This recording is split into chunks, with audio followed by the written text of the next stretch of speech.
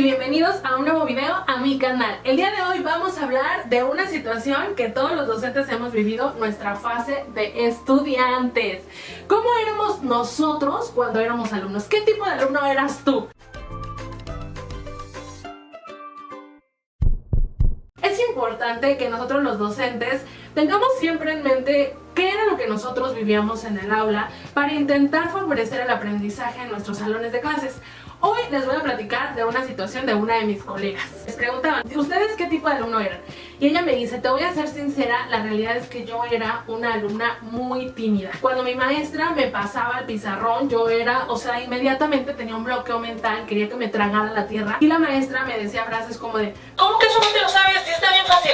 Ay, ándale, regrésate a tu lugar. Y entonces ella nos compartía que realmente eso la hacía sentir súper mal y que por supuesto le empezó a agarrar como un miedo tremendo a la maestra, por supuesto, pero también a la materia de matemáticas, que era justo en donde esto le pasaba. Es importante tener en cuenta desde la perspectiva neuroeducativa que la falta de retroalimentación adecuada, al menos en el caso de esta colega que nos compartía, pues le generaba un estímulo completamente negativo y la clase pues obvio que ya no le gustaba, y hasta el día de hoy ella nos compartía que le cuestan trabajo las matemáticas, ¿no? Que cuando ella da la clase de matemáticas probablemente también sienta un poco de inseguridad y que por supuesto intenta hacer las cosas distintas con sus alumnos para que no generen estas emociones. Pero la realidad es que todos nosotros los que nos hemos dedicado a la docencia en cualquier nivel hemos tenido algún alumno que efectivamente la pasa así, ¿no? ¿Cómo nosotros creemos o de repente en el mismo remolino de dar las clases no nos damos cuenta del impacto que pueden tener algunas palabras, no a corto,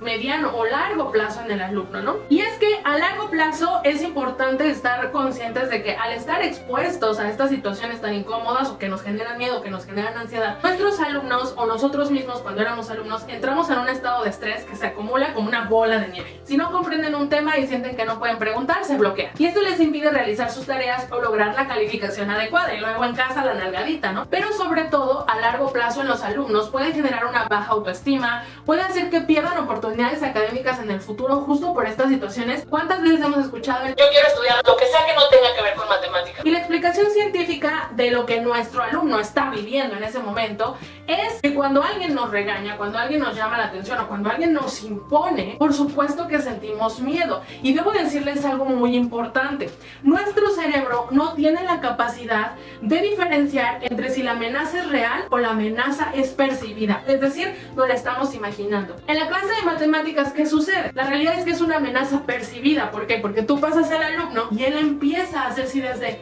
me voy a equivocar, se van a burlar, la maestra se va a enojar porque ella espera que yo le haya puesto atención y que le haya entendido. Y entonces todas estas amenazas percibidas lo que hacen en el cerebro del alumno es que generan cortisol y más cortisol y más cortisol, y entonces lo único que sucede ahí es que hay un bloqueo mental tremendo. Y dices, bueno, ¿por qué mi alumno en la tarea le va bien, en los proyectos le va bien, cuando trabaja solito le va bien, pero nada más no paso al pizarrón o le doy un examen y entonces ya no hay respuesta?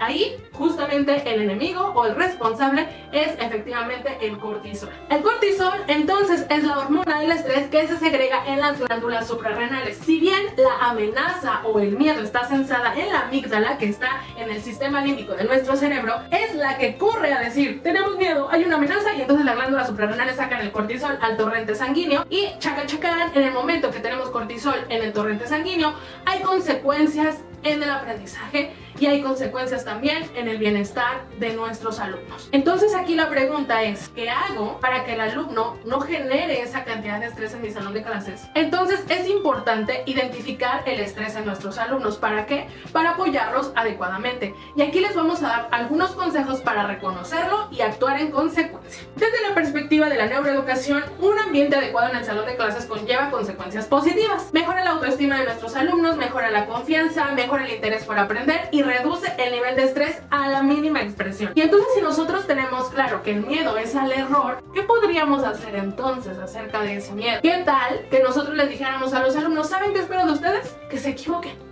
A Chihuahua, ¿cómo que la maestra lo que quiere es que me equivoque? La situación es que tenemos que percibir el error como parte del aprendizaje. Si el alumno no se equivoca, no va a aprender. Si nosotros en la vida no fracasamos, no tendremos éxito.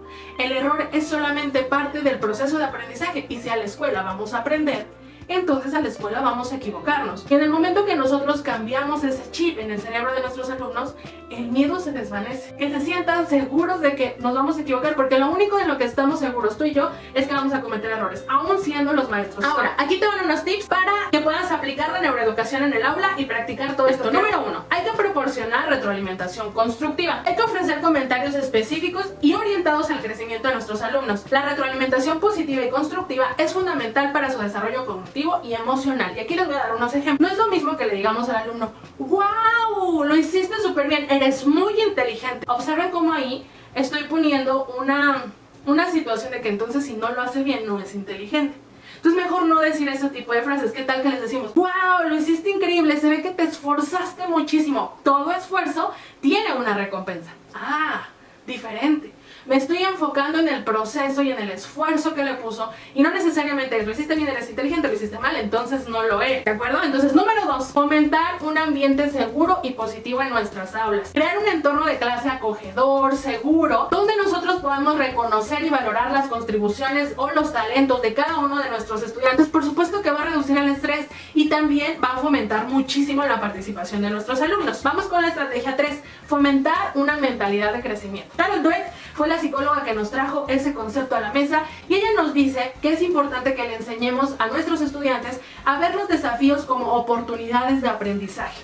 Hay que reforzar la idea de que el esfuerzo y la perseverancia pueden mejorar sus habilidades y sus conocimientos. Cuando hablamos de una mentalidad de crecimiento, hablamos de que el alumno, la persona, nosotros mismos docentes, conozcamos o tengamos conciencia de la capacidad de aprender. Por ejemplo, el alumno: yo sé que no soy un experto en matemáticas, que hoy me cuestan trabajo las tablas de multiplicar o las fracciones, pero estoy consciente, porque tengo mentalidad de crecimiento, de que si me esfuerzo y que si persevero, voy a alcanzar la meta. Vamos a la número 4, utilizar la enseñanza multisensorial. Es importante que nosotros, y repito, en todos los niveles, implementemos actividades que involucren los 5 sentidos: la vista, el oído, el tacto, el olfato y el gusto. Entre más sentidos nosotros estimulemos, por supuesto que más zonas cerebrales también lo harán, y reforzaremos el aprendizaje. ¿Por qué? Porque esto nos ayudará a construir más conexiones neuronales, o las que ya existen, fortalecerlas. Y el último, número 5, establecer conexiones reales. Es importante relacionar los contenidos de nuestra clase, y particularmente en la materia de matemáticas, con aprendizajes de la vida real de nuestros alumnos. Las experiencias, sus conocimientos previos son clave para tener el aprendizaje significativo. Hay que buscar siempre esa conexión, porque nuestra misión es que los alumnos aprendan. Nuestro trabajo es enseñar. Así que, si te gustó este video y quieres conocer más de cómo funciona el cerebro de tus alumnos, suscríbete para que te salga la notificación de que ya subimos uno nuevo, para que sigamos aprendiendo juntos sobre la neuroeducación en el aula. Bye.